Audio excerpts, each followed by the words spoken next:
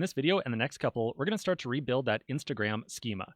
So we kind of already did this earlier on inside the course. We took a look at some different screenshots and thought about the different tables we might need to create to build a database for an application like Instagram. So we're going to pretty much do the same thing, but this time around, we're going to go into much greater detail. We're going to take a look at many more features. We're going to take a look at many more tables we'd have to create and many more columns, many more relationships. Now, it might be a little bit boring, I understand, to go through building out Instagram again. I apologize for that. The reason we're taking a look at Instagram a second time here, besides the fact that, well, we're going to go into much greater detail, is that Instagram is really a fantastic application to understand how to build. Instagram has a lot of features inside of it that the vast majority of web applications might need. So for example, it has the concept of users, has the concept of posts, of likes, of comments, of reporting, of bans, of messaging, of muting. These are all features that are generally common to a lot of different web applications. And so if we kind of study Instagram, it provides a fantastic template on design that we can kind of apply to other projects in the future as well.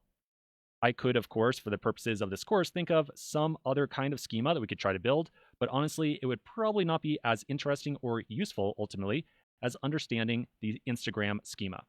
So again, I apologize for the kind of repeated content, but trust me, this time around, we're going to go into much greater detail. We're going to study a lot more pitfalls that you might fall into when you're putting your own design together.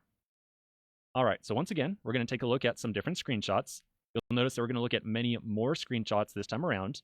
We're going to imagine the different tables and the different columns and the different relationships that we would have to build inside of a database to model this kind of application.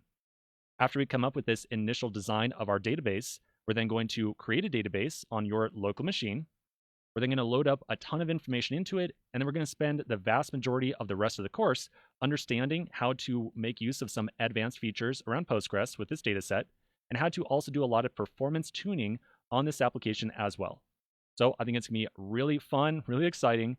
Let's take a pause right here and then get started on our first table in the next video.